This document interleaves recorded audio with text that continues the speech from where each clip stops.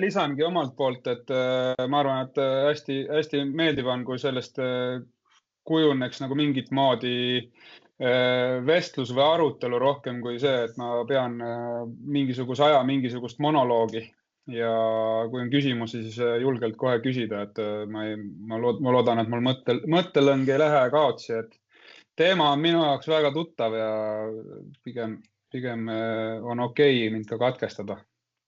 Et ma arvan, et see on väga, väga fine. Aga algusest pihta alustades, siis mina olen kuidagi hästi emotsionaalselt laetud antud teemal, et kui Andres tuli mu juurde eesmärgistamise teemaga, siis olles kogenud suhteliselt pikalt ja kõrgel tasemel seda spordielu ja näinud ka äri poolt natukene ja lugenud erinevaid teooriaid, siis mul on hästi suur trots mõnede teemadega kohe alustuseks, et Andres teadupärast ka õpetab igasuguseid huvitavaid asju. Üks nendest on näiteks eesmärgistamise kontekstis OKR ja teine hästi populaarne ja levinud eesmärgistamise teooria on SMART, on ju. Ma ei tea, kas ilmselt kõik on enam-vähem kursis, millega tegu on, aga natukene võib-olla seletan lahti ka, et OKR on siis Objective Key Results, on mul õigus, Andres? Ja SMART on siis, kuidas ta täpselt oli, Specific, Measurable, Achievable, Relevant ja Timely siis eesmärk, ehk siis eesti keeles võiks olla ta, ma ei tea, konkreetne, mõõdetav, saavutatav, asjakohane ja siis ajakohane ka, et on see nii-öelda ajamõõde juures. Nii, ja siit nagu küsimus suurele ringile, et tahan saada olümpiavõitjaks. Kas see on olemuslikult teie hinnangul hea eesmärk spordi kontekstis? Oleneb, kumba metoodikat kasutad. Kui okri, siis on väga hea. Kui smarti, siis ei sobi. Jah, kas strateegia on taktika? Ma tunnistan, see on ainukene ettevalmistus kahetsusväärselt, nii aus olengi, mis ma tänaseks koosistumiseks tegin. Ma küsisin AI käest, et kas SMART sobib olümpia, et kui mu eesmärk on tulla näiteks Los Angeleses olümpiavõitjaks mingil kindral spordialal, kas see vastab SMART teooriale ja väga hästi vastab. Ainukene küsimus on selles kontekstis, kus me siin täna istume, et kui teil kõigil on sama eesmärk, siis on natukene kahtlane, et see achievable küsimus on natukene. Aga minu kontekstis, kes olete teie mulle ütlema, et see ei sobi ja et see ei ole achievable. Mina ütlen, et see on ülihalb eesmärk ja miks see on ülihalb eesmärk on täpselt samal põhjusel nagu ettevõtluses näiteks minu arust on suhteliselt kehva eesmärk, et tahaks sellist käivet ja sellist kasumlikkust, sest et sellel ei ole tegelikult nii-öelda mitte mingit sisu taga olemuslikult ja sinna hakatakse nagu sisu looma. Ja minu kogemus ja teooria ka isiklik on, et palju parem lähenemine on see, et sa vaatad, mis sul on. Ja kui sa vaatad, mis sul on, siis sellest on võimalik hakata arendama mida siis sellest ehitada ja mida teha ja selle tulemuseks võiks olla, et see sama SMART teoorial põhinev achievability on nagu väga selgemini paigas ja tegelikult sinna tihti peale tuleb ka kohe siis tegevuskava külge. Võib-olla see on koht, kus ma võtaksin juba külge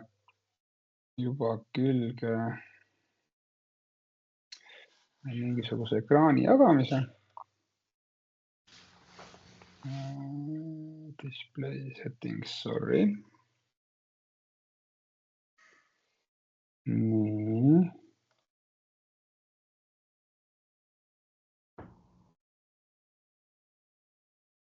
Keegi näeb midagi, ei näe ilmselt praegu mitte midagi.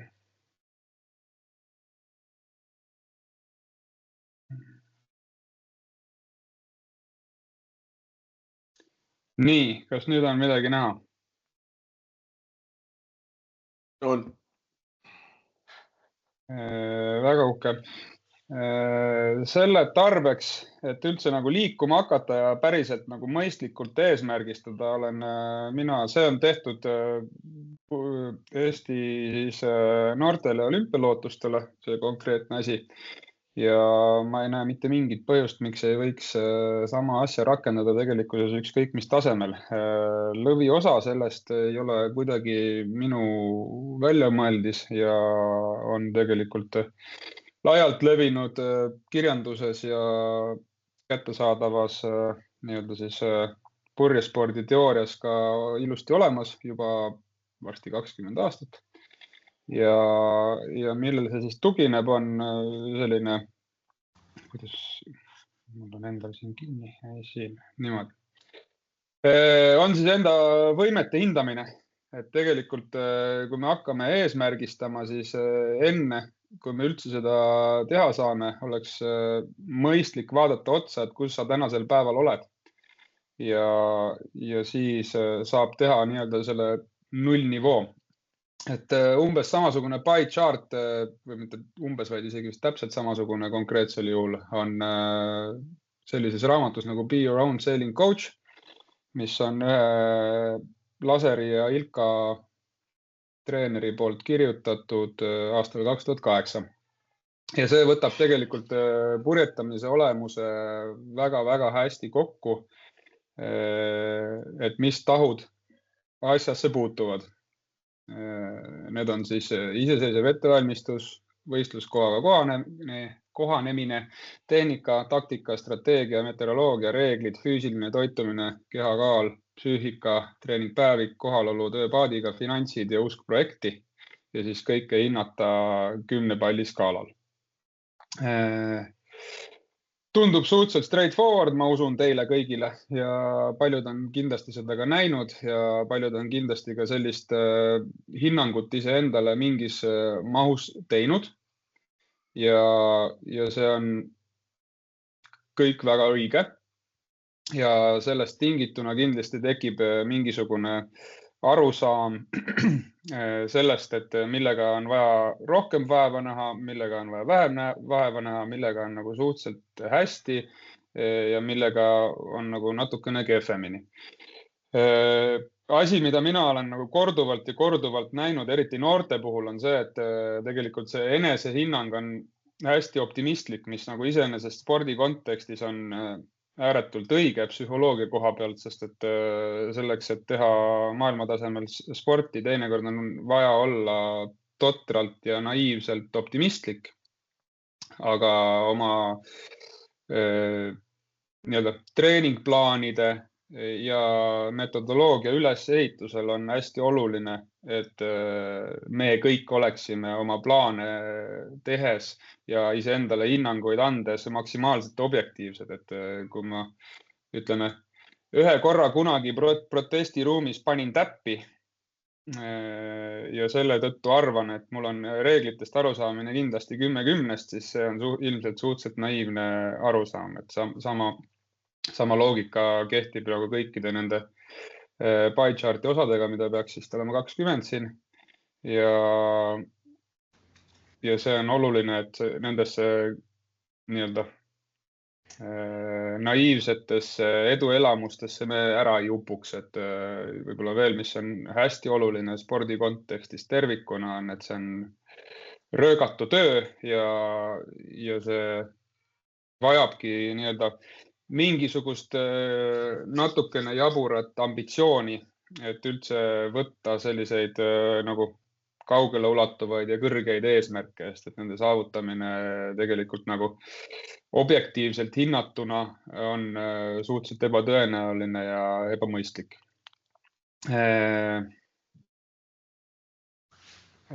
Kuidas tunne on, kas te soovite, et ma räägiksin nendest 20 asjast siin kuidagi kogemuslikult või liigun ma edasi mingitel teemadel, mis minu arust on olulised? Kuidagi kajab hullult vastu. Midagi juhtus. nüüd iga aja enam hullult vastu. Mis iganes vahepeal toimus, keegi ilmselt pani ennast mute'i peale.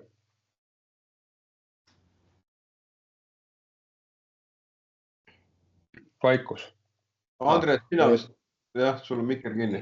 Nii, mul oli kinni, aga võib-olla käigi nüüd kergelt läbi, et iga teema, et siis paremini orienteerum. Hästi oluline on tihti peale see, et kui me hakkame omavahel suhtlema, et me põhimõistetes oleksime nagu ühel lehel, muidu räägime võib-olla ühest asjast, aga mõistame nagu teistmoodi.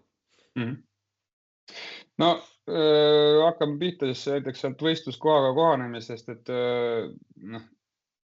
jällegi suhteliselt hea võib-olla on kõrvutada, et kui te olete võistelnud erinevates kohtades, siis tekib suhteliselt kiiresti mingisugune statistika teil iseendale, et kui teil Tallinna lahel tuleb keskmiselt jube hästi välja ja te eluaeg olete Tallinna lahel võistelnud, aga kuskile mujalegi reisides ei tule tavapäraselt üldse välja, siis on suhteliselt tõenäoline, et teil venue prep on suhteliselt madalal tasemel ja see on küsimus, millega tuleks nagu vaeva näha.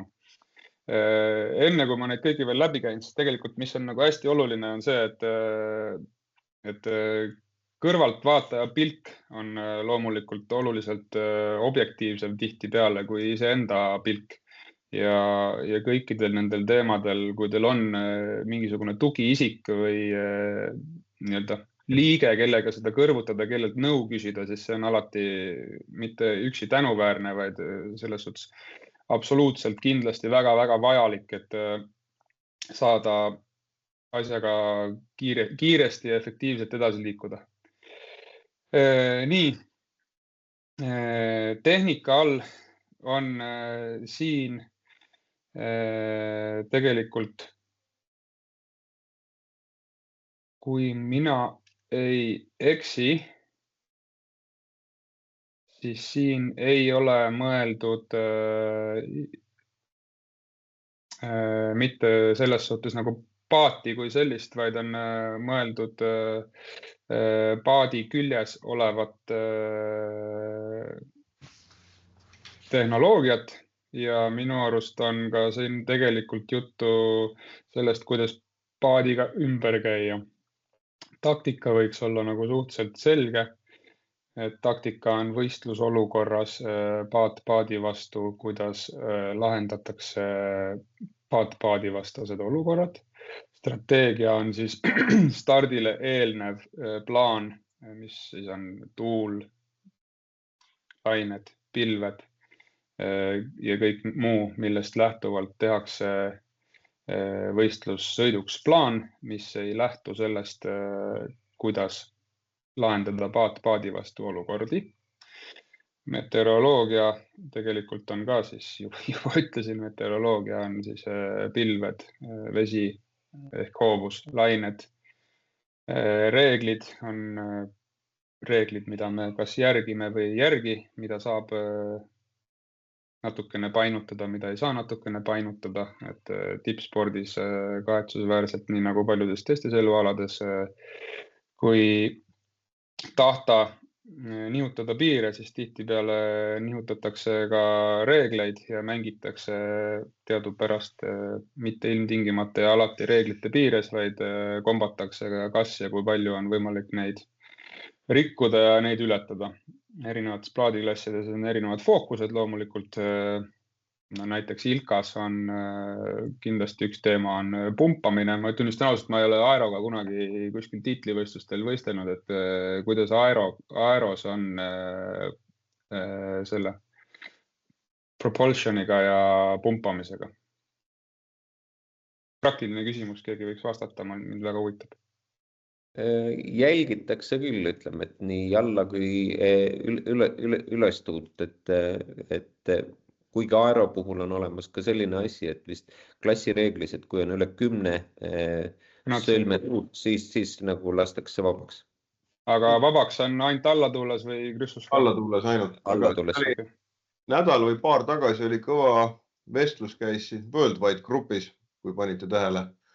Et see sama Oskar lipu osas ja üldse, et kuna aero on nii tundlik, ta on Ilkast, eks ole, 2 korda kergem, siis ta oli ülitundlik igasugusele füüsilisele liigutamisele. Ja seal käis päris kõva diskussioon, et kust maalt see on nagu mõistlik ja kust maalt ei ole mõistlik. Ehk et tegelikult aero puhul hea puusanõks annab päris kõva eelise. Aga no ütleme, võib-olla märgisituatsioonid ja siis Rule 42 ehk pumpamine tervikuna, nimetame siis seda sääraselt, on nagu põhilised asjad ilmselt klasside üleselt, kus on nagu kõige rohkem seda nagu mänguruumi, et asju oma kasuks pöörata. Füüsiline on loomulikult tegelikult ääretult oluline komponent ja noh, ütleme siis, kui me räägime olümpiatasemest, siis füüsiline võiks tegelikult olla nagu eelsäte või nagu eeldus, et üldse tegema hakata. Kui me räägime rekreatiivsel tasemel svertpaadi purjetamisest, siis seal kindlasti tulevad hästi tugevalt vahet sisse, et kes on paremas füüsilises vormis, kes halvemas, aga põhiosa, mis nagu ei muutu ilmselt olümpiapurjetamise ja rekreatiivse purjetamise vahel, on see, et ühel juhul on puudu vastupidavusest, teisel juhul on puudu vastujõust ja fakt on see, et mõlemal juhul embast või kumbast on peaaegu alati puudu. Ei ole veel kohanud ühtegi purjetajat, kes ütleks, et ma olen liiga heas vormis ja kõik on liiga hästi füüsiliselt. Ja siis on küsimus nagu selle tasakaalu otsimises, et mida on puudu, kas jõudu või vastupidavust, sest et purjesport teadupärast on jõu vastupidavusala. Toitumine on siis miski, mis võiks samuti toetada nii vaimu kui füüsist. Kehakaal tegelikult minu arust haakub ka selle füüsilise ettevalmistuse ja toitumisega erinevates klassides, siis on kindlasti erinevad target kaalud, mis on, nimetatakse tihtipeale purjetamise skeenes industry standard või midagi säärast, et ütleme, kui siin pildil on 49erid, siis FX-id täpsemini, need on tütarlapsed, naised. Et selles paadiklassis on selgelt mingid kindlad kaalud, mis on soodimehel, mis on roolimehel tavapäraselt ja kindlasti teate seda oluliselt paremini kõikide aerode lõikes, et mis need nii-öelda target kaalud on. Millega siis on kõige optimaalsem selle paadiklassiga sõita. Psüühiline pool on, ütleme siis, tippvõistluse olukorras ilmselt see, millega tegelikult tuleb kõige rohkem selles suhtes vaeva näha, et püsida sina ise ja võib-olla mitte tähtsustada üle seda suurt ja uhket Smart Goal'i või OKR-i, mis sa endale seadnud oled ja kui sa tegelikult keskendud ka võistlusolukorras nendele tegevustele ja sellele sisule, siis on ka seda psüühikat hästi palju lihtsam korras hoida, et ma võin seda hästi tugevalt ka oma kogemusest rääkida, et kui ma olin noor ja uljas sportlane, mis ma seadsin ka endale kindlasti mingisugust kohalisi eesmärke ja tegelikult need kohalised eesmärgid muutusid suhteliselt kiiresti selliseks nagu ängistuseks või vangistuseks, et oluliselt hiljem oma karjääris, kui ma suutsin nagu hakata keskenduma elementidele, mis siis purjespordi võistlussõidus olulised on ja suutsin selle valehäbi või kuidas iganes me seda nimetame ära unustada, siis see psüühiline pool nagu loksus palju paremini paika, olenevad sellest, et ma spordipsühholoogide ja kelle iganes juures olen sisuliselt kogu oma karjääri käinud, et ka jällegi teooriad on tuttavad, aga nende teooriate implementeerimise kunst on nagu oluliselt keerulisem temaatika ja olenevalt sellest, mis võistlusega tegu on, see võib ka nagu oluliselt rohkem fookuses olla. Treeningpäevik on miski, mis võiks igal eesmärgi päraselt purjetaval sportlasel olemas olla. Treeningpäevikuid on 2 tüüpi vähemasti. Üks on selline füüsilise eksistentsipäevik, mis tänapäeval enamusel ja paljudel vähemasti meist on pulsi kella peal ja kell seda kõike logib automaatselt ja nii ehk noh. Et sellega on nagu päris hästi ja seda ei peagi tänaseks nende vahendite abiga, mida me omame nagu eraldiseisvalt otseselt pidama. Ja teine asi on siis konkreetselt, kui nüüd ongi, et miks ma olen siin kirjutanud välja nii eestikeelsed kui inglisekeelsed terminid, siis tegelikult racing log on nagu täitsa teine asi kui treeningpäevik oma nii-öelda ajaloolisest olemusest tulenevalt, et racing log on see, kus sa kirjutad ja analüüsid läbi oma võistlussõidud või treeningsõidud või trennipäeva, paned kirja, millega sa tegelesid, miks tegelesid, kuidas välja tuli, mis on tähelepanekud ja niisugune klassikaline analüüsimehhanism. Ja seda on hästi keeruline üle tähtsustada, on minu isiklik arvamus, et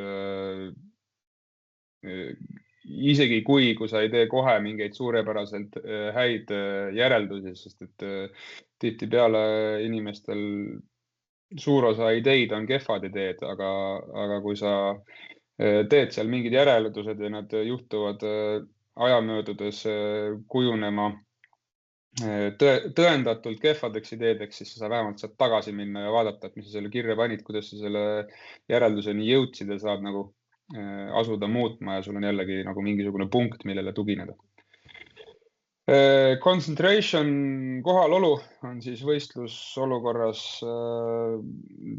kui me räägime sellele audientsile, nagu me täna räägime, siis et töömõtted võiks kaldale jätta, ma ei tea, telefoni võiks ka kaldale jätta ja võistluse ajal võiks tegeleda sellega, mis jääb stardi ja finiši vahele ja üritada keskenduda sellele, et see, mis sinna jääb, oleks maksimaalselt teie poolt sisustatud see aeg.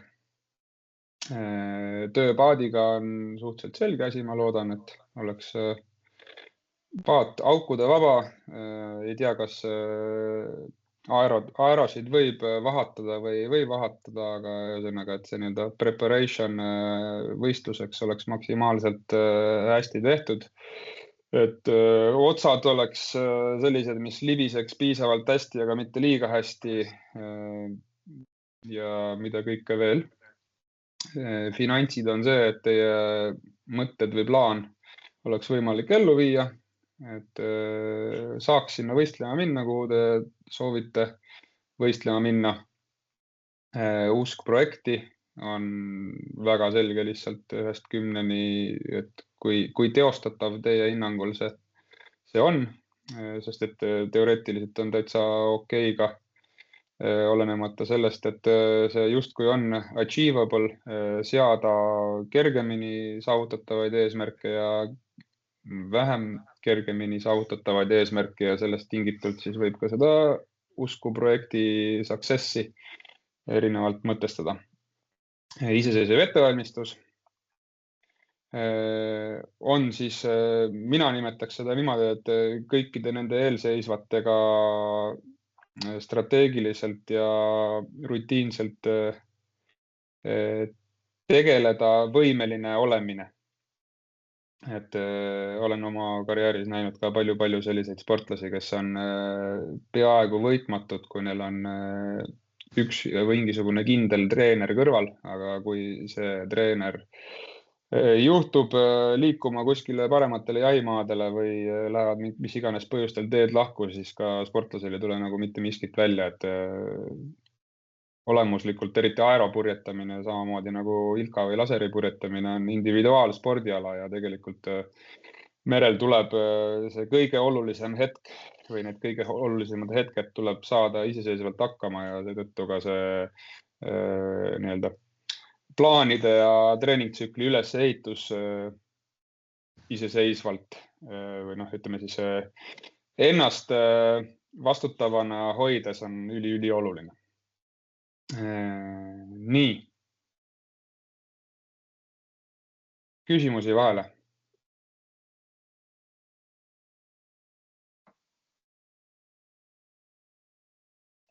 Vaikus. Ju siis oli väga hästi selgitatud. Või siis väga halvasti. Nii.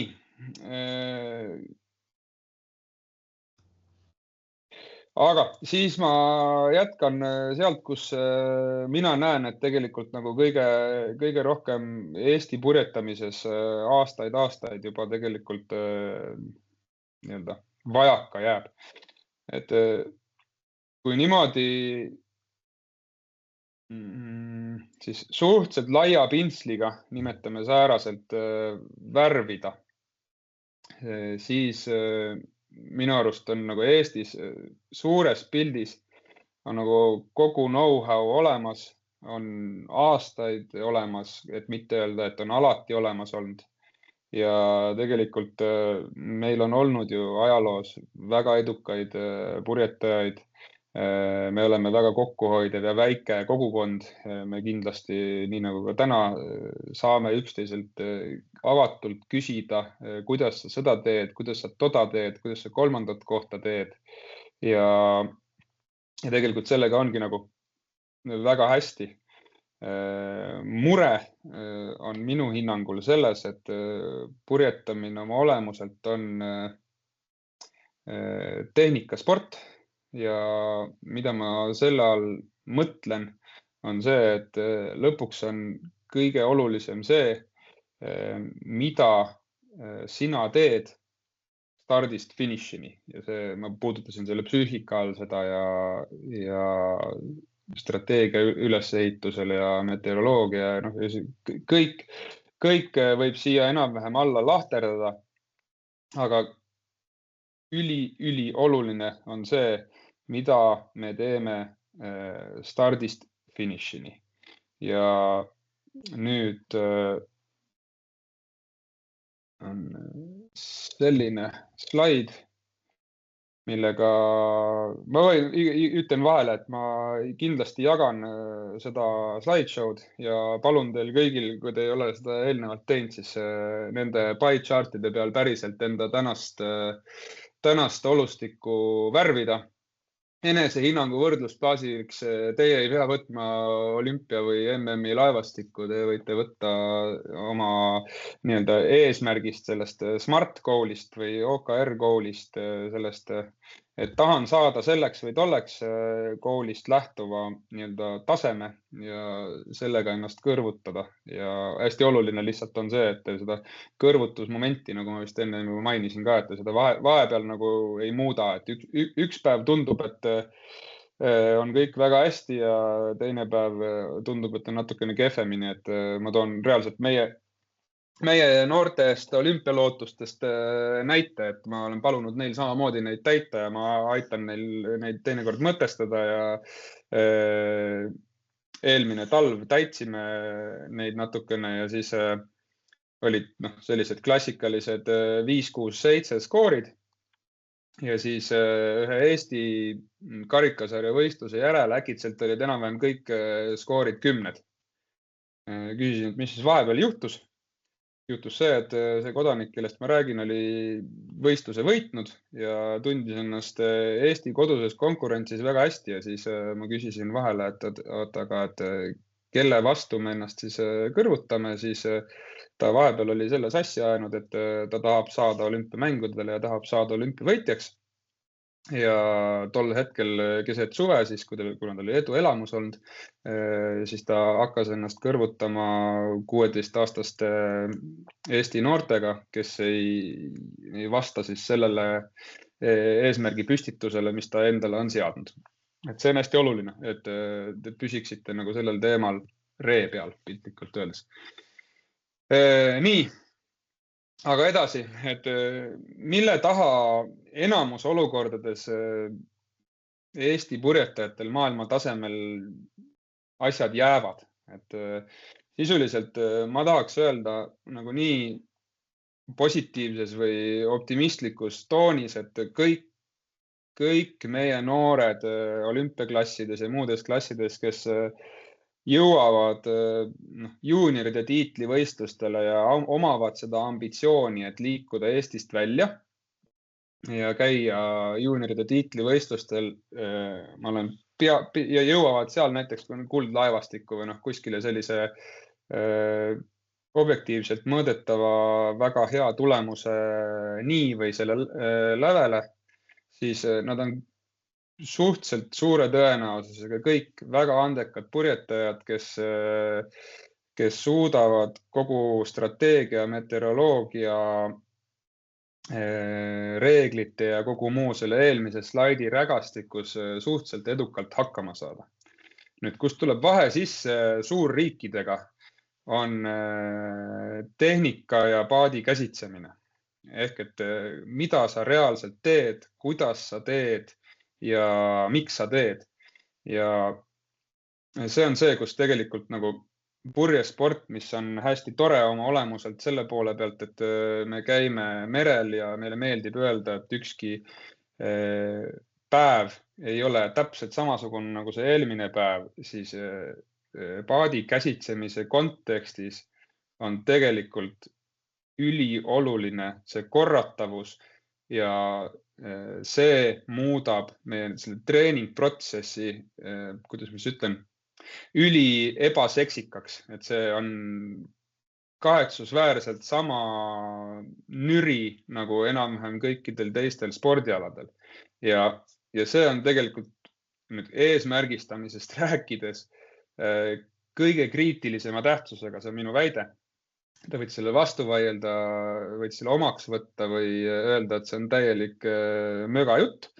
Aga see on see, kuhu mina kogemuslikult olen jõudnud, mida mina olen näinud ja mida ise rakendades olen oma stabiilse kestmise tulemuse saanud maailma kontekstis oluliselt paremaks.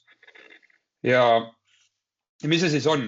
Et tegelikult, kui me hakkame otsast minema, siis iga võistlussõit hakkab stardiga. Selles võistlussõidus ma hea meelega sooviks, et oleks inimestel mikrid lahti ja me asuksime arutama, mis on stardis kõige olulisem komponent. No, üks on stardis koht, et kus sa aseted stardiliinil. Saaks väga õiges suunas minema. Mille järgi sa koha valid? Tuule järgi. Keegi teine ütles ka, mul on endal, vabandust, slideshow ees, et ma ei näinud, kes. Ivo ütles, et õiges suunas minema. Saaks puhta tuulega soovitud suunas minema. Need on mõlemad strateegilised, on ju. Ma arvan, et kõige olulisem on see, et sa paned paika endale enne plaani ja siis sa mõtled ka sellele sõidu ajal, et sa ei kaldu plaanist kõrvale.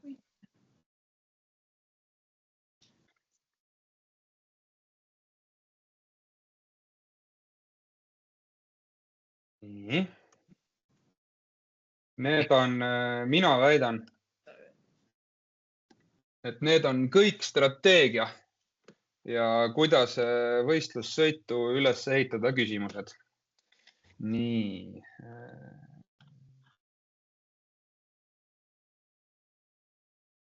Et vaielda teiega vaidlemise pärast, siis ma tegin lahti endal Painti.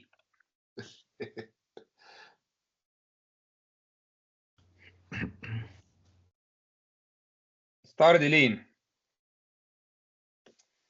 Niimoodi. Siit startija läheb, kui ülemine märk on kuskil seal, ei ole siin, aga on veel kaugemal, läheb suure tõenäosusega kuhu? Paremale poole ilmselt. Ilmselt läheb kuhugi siia, nõus. Siit startija läheb ilmselt kuhu? Vasakule. Suure tõenäosusega on ju, kui ei ole räiget eelistada, ei plaani kohe pautida ja tegelikult minna paremale. Läbi sõita, jah. Nii, ja need on kõik strateegilised küsimused. Nüüd, suure tõenäosusega on siin mingisugune läbivajumine tavapäraselt, mille nimi on siis line sag, on ju. Ja nüüd minu küsimus on, et kui siin on paat ja näiteks siin on paat, siis mida saab pealmine paat teha? Näiteks, mida saab paat number 1 teha?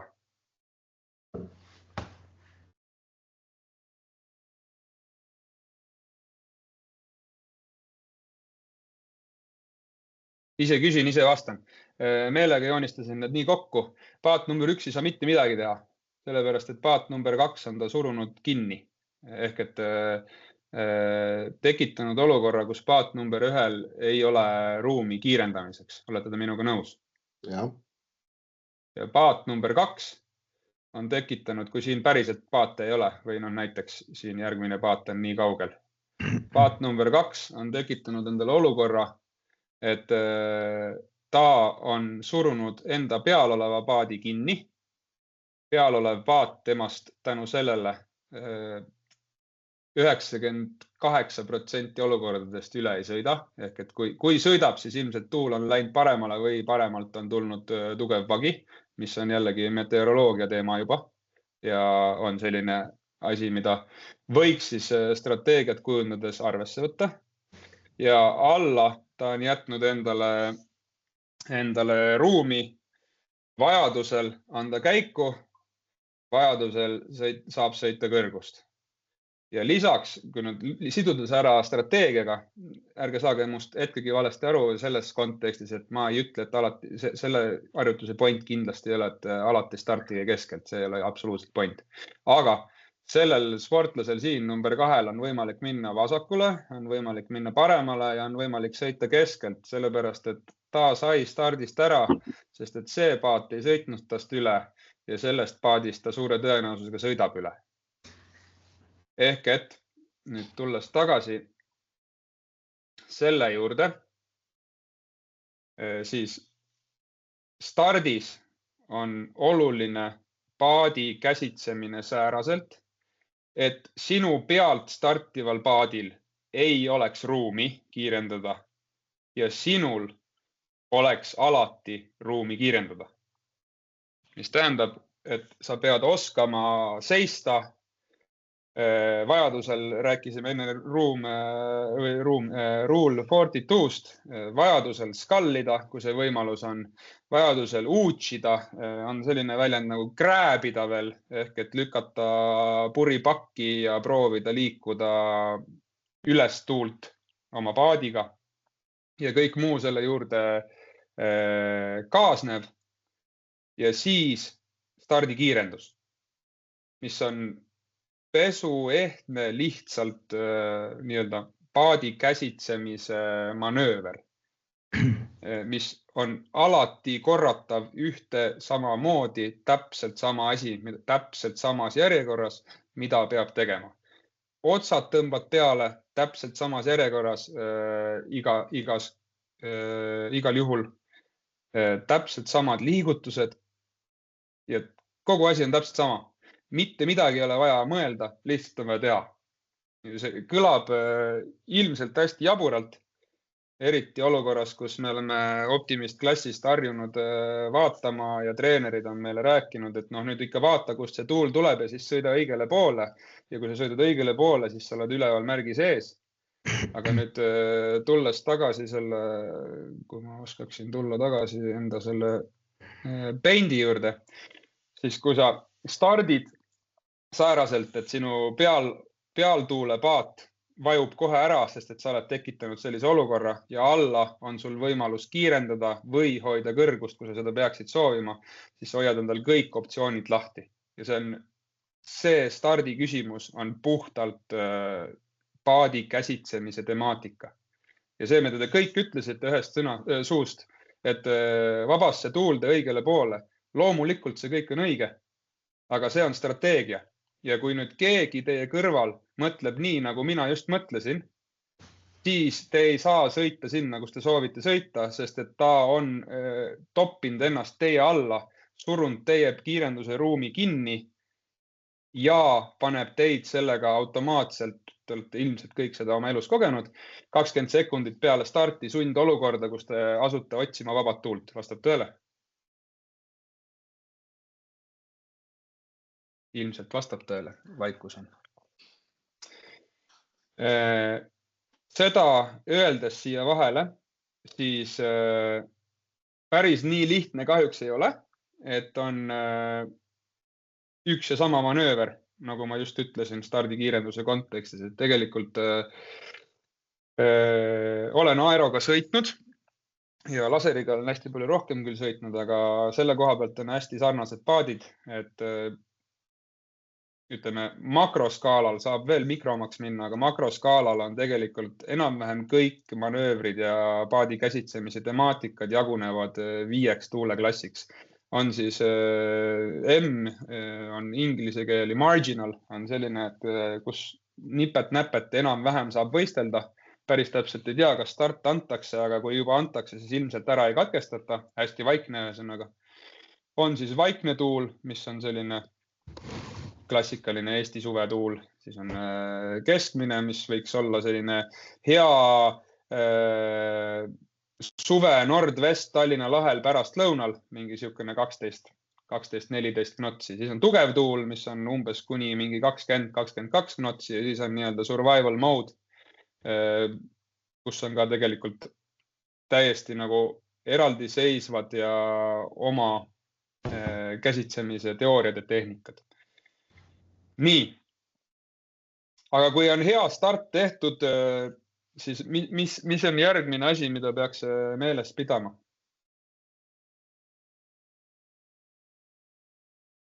Kiirus. Väga õige. Väga õige.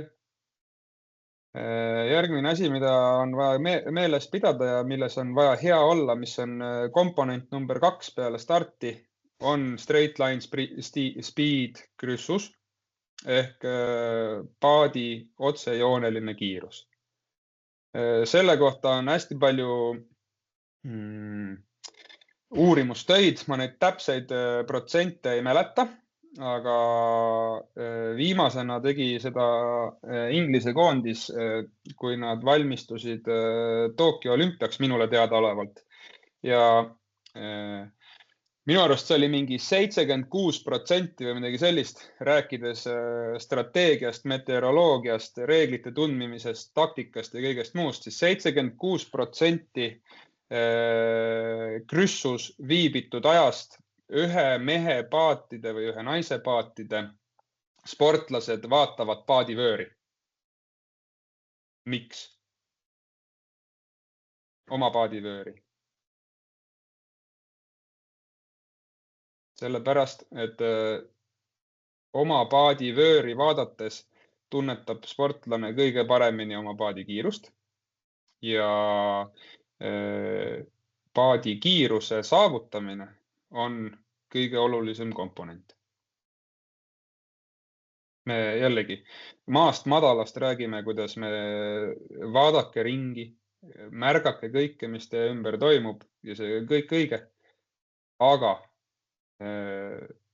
reaalne statistiliselt korratav võit tuleb kahetsusväärselt väheseksikatest asjadest, nagu paadi käsitsemise oskus igas olukorras sirgel joonel.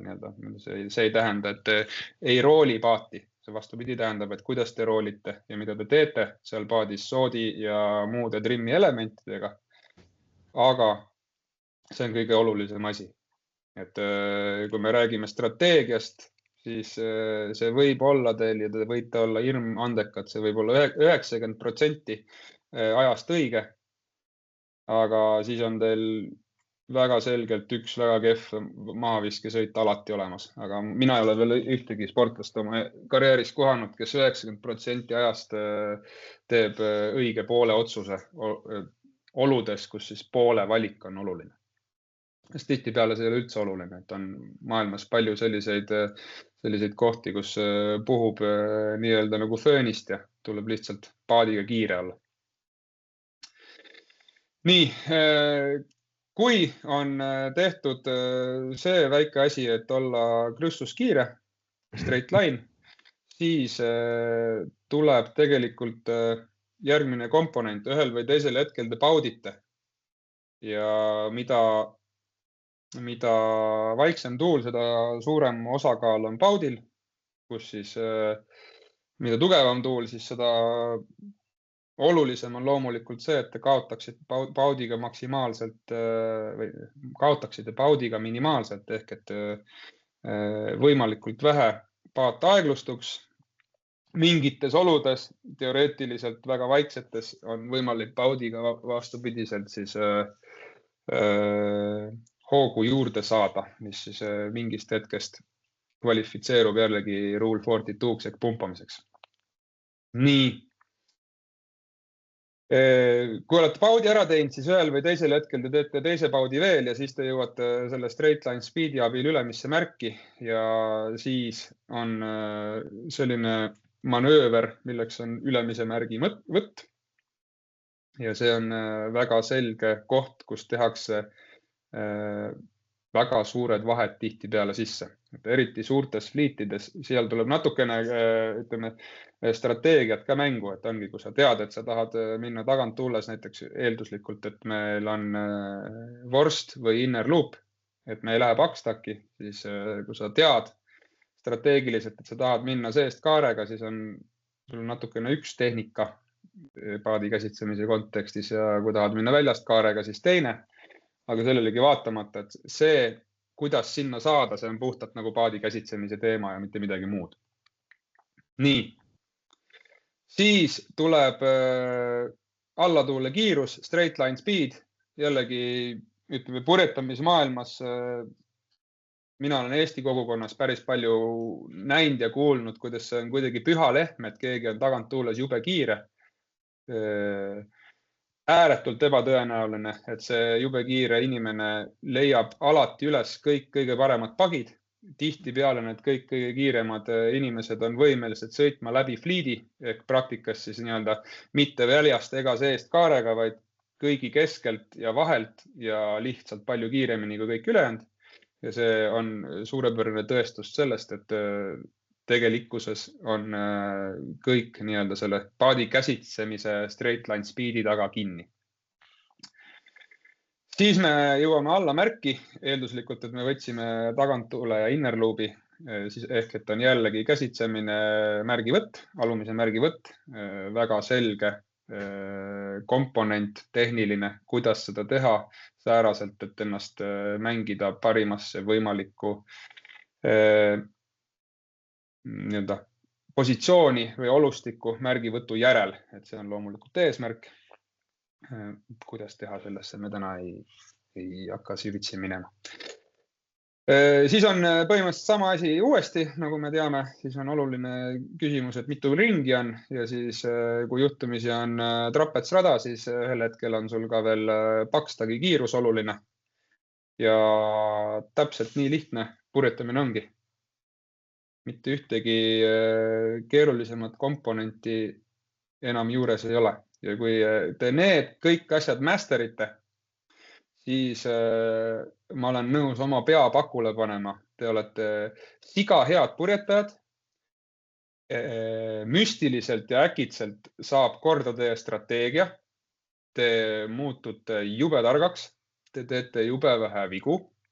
Ja kõik see eelnev slaid, mis oli siin, kõik võistluskohaga kohanemised ja taktikad ja kõik asjad kuidagi lahenevad iseenesest üllatuslikul kombel. Ja miks on see, et te tegelikult olete lihtsalt ümber raja stardist finišini selles, mida te teete üli head. Ja nii lihtne ongi ja kahetsusväärselt vähe pannakse sellele rõhku. Ja tulen tagasi täiesti alguses ja smart teooria juurde, et tahan saada olümpiavõitjaks ja tegeletakse väga makrotasandil kõikide nende 20 komponendiga, mida me eelmisel slaidil näitasin. Aga tegelikult ülisüvitsi kõige olulisemaga, milleks on paadi käsitsemine, ei minda. Ja mida teha? Mina väidan, et jõudu tööle, kaardistame, ma võin teid aidata, ma tulen vaatan, kuidas te merel asju teete. Kui hästi läheb, siis võib-olla isegi näitan mingeid asju, kuidas mina neid teeksin või arvan, et neid tegema peab. Ja siis ma olen täiesti veendunud, et hakkavad tegelikult hästi kiiresti mingid asjad väga tugevalt paremuse poole liikuma. Et kui me vaatame jällegi nagu maailma skaalat, siis hästi tavapärane on see, et kui me üritame seda, meil Andresega oli enne juttu, et iga ratas võiks ilus ja ümmargune olla ja mina olen väga kõva häälega öelnud välja, et mina ei ole üldse selle koolkonna pooldaja, et tegelikult ratas hästi ümmargune ja kõik 10 on loomulikult see smart goal, kui ta seda isegi on, või vähemasti selline naiivne unistus, aga tegelikult oma arengus hästi suure sammu te saate kindlasti kohe edasi, kui te arendate endal millegi väga heaks. Ehk et teooria, et parem olla milleski väga hea kui kõiges keskpärane, siis väga julgustan teid, et kui teil on mingisugune osa enda purjetamisoskustest ja enda paadi käsitsemisoskustest, millest te olete juba head, näiteks statistiliselt, et olete tugeva tulega väga head, siis arendage seda esimese asjana kindlasti edasi. Ja siis, kui te olete selles juba tõesti nagu maailma tasemel väga head, siis kõiki muid loomulikult järgi ka. Ja miks on see, et siis teil, tulles eelmise slaidi juurde tagasi, psüühika pool, strateegia pool, ja kõik see nii-öelda see makropilt, need eelmise slaidi 20 pie chart'i osa hakkab vähemalt mingis olustikus nagu loogiliselt paika loksuma. Et see on maailma tasemel hästi tavaline, et kui tulevad noored sportlased, kõigepealt on mingitest konkreetsetest spetsiifilistest tingimustes head ja jõuavad selles maailma tasemele. Ja nii-öelda läbi pika rutiinse järjepideva töö siis ehitavad sinna nii-öelda teiste tuule ratio'te oskuse juurde. Et see on see, kuidas see tavapäraselt käib ja kuidas on võimalik seda nagu väga kiiresti ja forsseeritult edasi arendada. See on hästi lihtsustatult minu teooria, kuidas peaks purjetama. Ja tulles tagasi täiesti algusesse ja eesmärgistamise juurde, siis minu soovitus on esimese hurraaga täita ära need 2 pie chart'i, analüüsida, kus te täna olete ja seejärel panna paika nii-öelda pikaajalised ja nii-öelda natukene, kuidas ma ütlen siis, lahmivamad eesmärgid ja siis selgelt lühiajalised ja konkreetsemad eesmärgid ja küsimused, mida võiks ise endale esitada, võiks välja näha umbes sellised.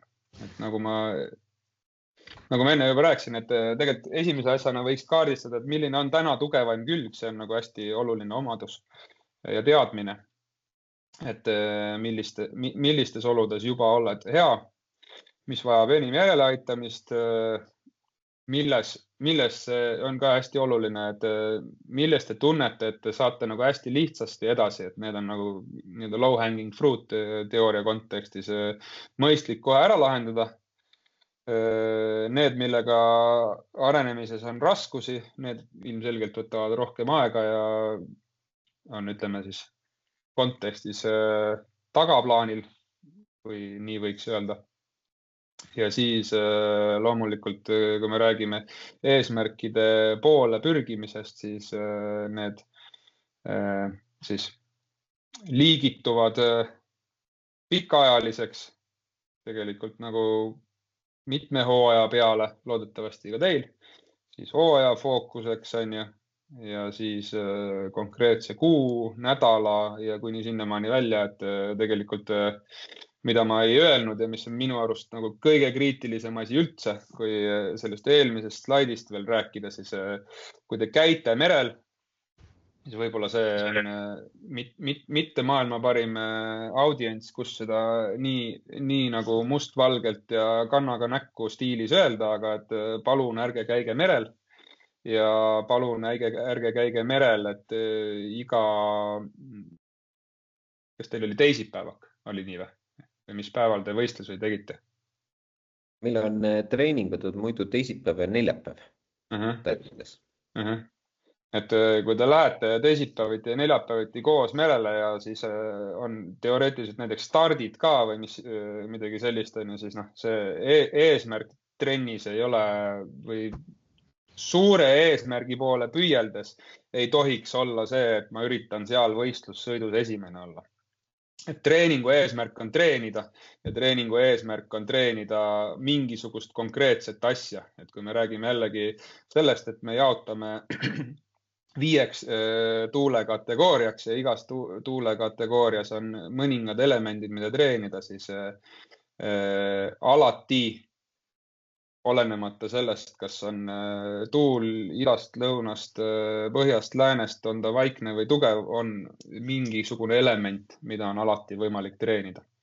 Ja nii on võimalik päriselt strateegiliselt step by step areneda edasi sinna, kuhu te endale eesmärgi seate, et te soovite areneda.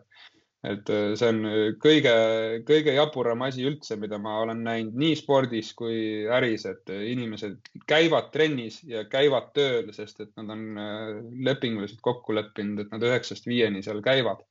Aga mida nad seal teevad, see on täitsa teisejärguline. Et see on minu jaoks olemuslikult nagu täiesti jabur. Nii, üks küsimus tuli, Karl Martin, et Merili tahab küsida. Nii, jumala eest. Tere! Tšau! Tšau! Ma tahtsin küsida, et sul on nii palju väga häid kogemusi, hästi palju keerulisi võistluseid, mida sa oled läbinud. Et milline võiks olla sinu arvates see õige häälestus starti minnes ja veel eriti, et milline võiks olla õige häälestus minna võistluse viimasesse starti, kui on kohtade peale sõitmine? Ma vastaks sellele niimoodi, tagantpoolt ettepoole, et mulle see, kui erinevate sõitude vahel on mingisugune erinev häälestus, näitab juba, et tegelikult fookus on minu hinnangul natukene vales kohas. Et veel kord, minu spordikogemus nii tunnetuslikult kui pärast tulemustele otsa vaadates muutus oluliselt paremaks, kui ma sain aru, et see, kuidas ma mõtlen või mida ma mõtlen sõitude vahel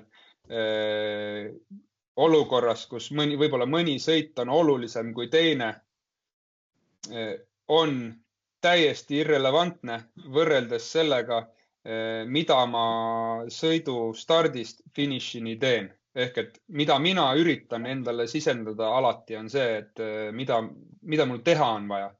Ma keskendun alati ei tule võib-olla välja, aga kõik head tulemused tulevad siis, kui ma keskendun tegevusele ja päriselt ka keskendun eeskätt nendele komponentidele, millest ma pikalt ja kirglikult rääkisin. Ja siis ütleme, tulemus sellisena, mis see siis iganes peab pärast seda viimast sõitu olema, see on tagajärg. Ja kui ma tegelen õigete asjadega, siis ta tuleb niikuinii.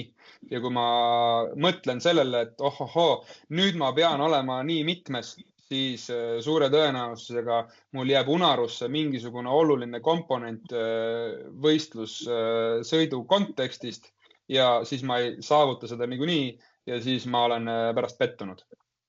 Et see on see nii-öelda viimane osa su küsimusest ja kui sa nüüd kordaksid seda esimest poolt, siis ma hea meelega vastan sellele ka. Ja oligi, et millise häälestusega sõitma minna, et ma olen ka väga seda meelt, et sõita oma parimat sõitu lihtsalt. on ja, et ei mingit kohalist eesmärki, seda ei ole mõistlik endale panna surveks peale. Absoluutselt nõus, et see ongi, jällegi tulles suhteliselt nagu selle jutu algusesse tagasi, et hästi nagu realistlikult tuleb vastu vaadata, et kus on ja mis on ja kus maal sa oma asjadega oled, et ütleme, minu kogemus võib-olla ongi selline, et parimal juhul ma olin laseriga maailma reitingu 6, ma olen 3 korda olnud või 4 korda äkki EM-il 10 sees, on ju.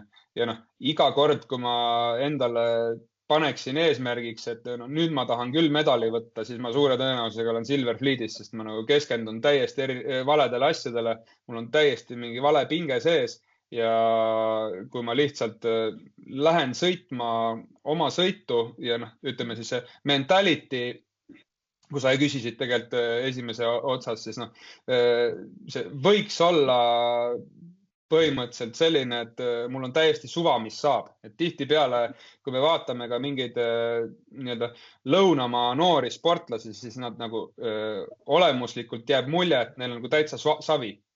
Et kas neid üldse ei huvita, aga see on nagu paradoksaalselt nagu suurepärane mental state, kus olla, kui sul on tegelikult nagu optimaalne ärevustase ja agressiivsuse tase ka, on ju. Siis sa tegelikult lähedki selle pealt lihtsalt sooritama ja sa ei mõtle sellele nagu kaasnevale ja kogu sellele pagasile.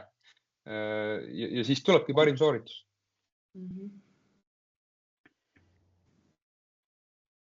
Nii, kell on saanud 8, et meil oli ette nähtud tund aega. No näed siis. Et Karl-Martin, on sul veel midagi? Täna oli plaanis lisada rääkida, kui on, siis me võime jätkata. Ei, siin see oli mu viimane slaid. Täitsa näed, niimoodi oligi. Ma küsiks siis ühe küsimuse veel, kui veel jõuab. Jõuab.